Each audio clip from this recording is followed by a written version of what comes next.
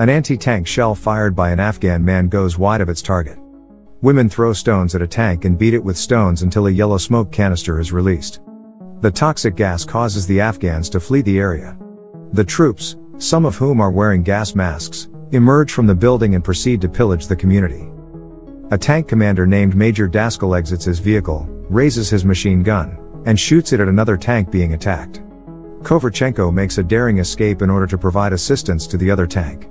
An Afghan elder is kidnapped and brought to Daskal's tank, where he is forced to lie face down below the tank's tread. Samad, a member of the Afghan tank crew and a translator, is demanding to know the whereabouts of the Mujahideen. The old guy in the hamlet is kicked and punched while the women sob in the background. The three tanks move off, but Major Daskal's tank is the only one to miss its turn to the left and end up in a region that is encircled by steep peaks.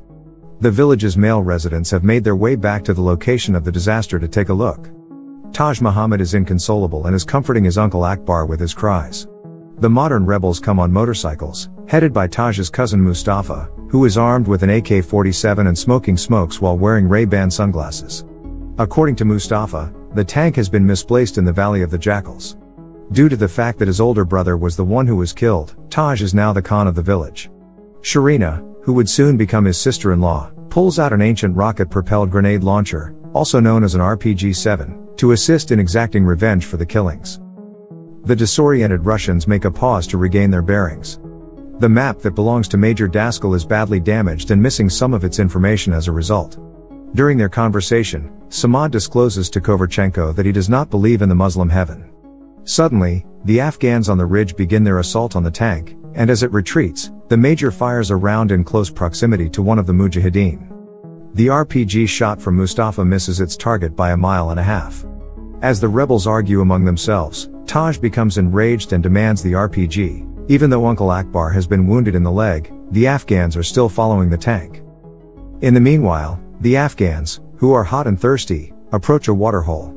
As one of them leans down to drink, Taj discovers an empty poison box, but it is too late, and the guy who was drinking dies a slow and excruciating death.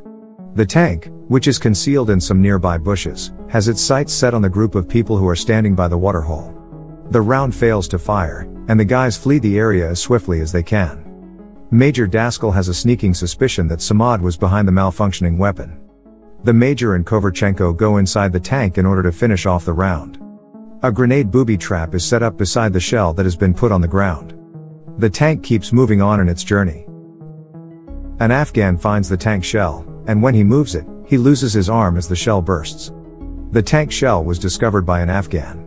Taj gives orders to the others to feed and water the man, but Mustafa chooses to put an end to the man's agony by putting him to death instead of following Taj's orders. A gathering of dogs and the community's women takes together just before sunset to bury the dead man. The group of Afghans on foot approach a guy who is chanting a ritual near a huge fire.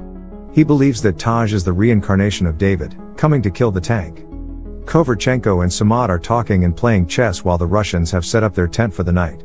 Samad elucidates the tenets of the Nanawati doctrine, which holds that everyone, even an avowed foe, has the right to seek asylum and that Afghans are obligated to grant such requests. During the battle between Golikov and Kaminsky, Major Daskal finds out that Kaminsky has been drinking the brake fluid, which contains alcohol, from his canteen. Additionally, the Major tears out the last page of Kovarchenko's journal. The Russians quickly dive for cover as a grenade rains down on them from above. The Russian soldiers, who are in a state of panic due to the disorganized nature of the conflict, are able to jump into their tank and flee the scene. Golikov has a wound on his face caused by shrapnel as they come to a stop once again some distance away from where they were. Once again, Major Daskal has reason to suspect that Samad is up to no good. When the perimeter security systems identify the presence of trespassers, the guards immediately open fire with tank rounds, flamethrower rounds, and machine gun rounds while simultaneously searching the whole area in a 360-degree manner using all of their available armament. Samad has been assigned the responsibility of carrying out the probe. The only thing he finds is a goat that has already died. Samad is attempting to pray next to a river when Daskal interrupts him and orders him to investigate the riverbed by wading into the water.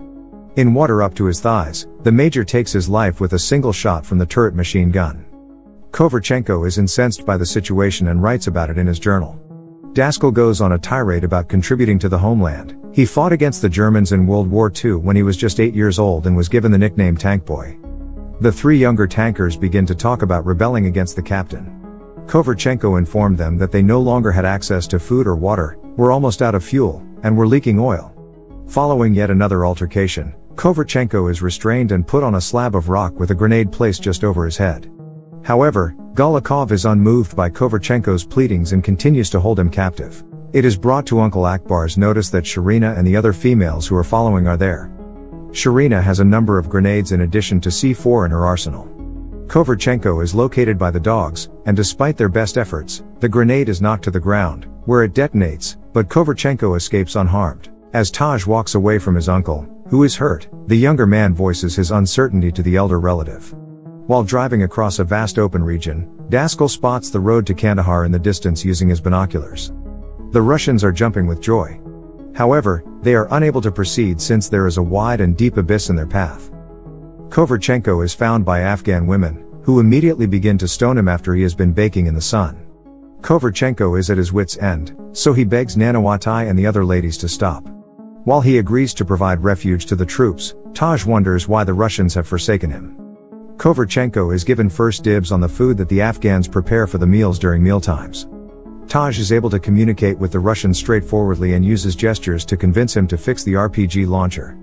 Kovarchenko also consents to assist in the destruction of the tank. A Russian helicopter comes in for a landing next to the tank. The two young guys are excited to join the airplane. However, Major Daskal insists that they remain on the ground since they are tankers and have to drive back.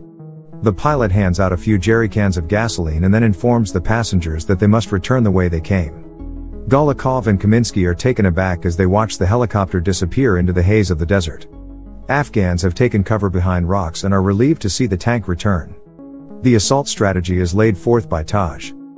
The tank continues to move throughout the night, and in the morning, Kaminsky reports that the engine has overheated. At the watering hole, the helicopter can be seen parked on the ground nearby. The pilot and the crew were not aware that the water was poisoned. Therefore they all ended up dying. Kovarchenko is seen by Major Daskal, who is observing the situation from a distance, rushing with the Mujahideen. The battery in the tank has died, so it won't start. There are no more rounds in the machine gun. Turning a handwheel to start a manual turret traverse is how Daskal gets started. Kovarchenko gesticulates to the Afghans and orders them to spread out as the tank fires an anti-tank round directly over their heads. Before Kovarchenko can get a shot off with the RPG, the tank fires up and pulls away from the scene. The Russian observes an oil slick and immediately begins to pursue the tank. While the tank is forced to navigate a convoluted road around the canyon, the Afghans who are following it have the option of taking a direct route across the hills. Daskal becomes aware of their pursuit and begins firing at the ridgeline. Eventually, the main cannon runs out of ammunition. Both Taj and Kovarchenko race ahead of the tank while simultaneously attempting to aim the RPG. Kovarchenko makes a mistake, but he still manages to fire a shot, scoring a direct hit on the muzzle of the primary weapon. The tank travels further toward the pass in what seems to be safety. After making a prayer to Allah, Taj sees an explosion in the sky, which causes a rockslide to descend upon the tank. It has been halted. From a higher vantage point, Shirina and her ladies glance down below. The right tread of the tank has been damaged, rendering it inoperable. Kovarchenko throws a firebomb beneath the tank after seeing that it is leaking fuel. The bomb explodes. Daskal causes Golikov and Kaminsky to panic, and then he gives each of them explosives because he wants them to commit suicide together. The two younger guys are able to disarm the major after Kaminsky refuses to help them. The three Russians exit the building with their hands up in a gesture of submission. When Golikov knelt down, he disgusted both the Afghans and Daskal with his behavior. Kovarchenko makes fun of the major, but he utilizes his nanowatt-eye protection to let the Russians depart on foot so they may escape. At the intersection, Daskal hesitates and falls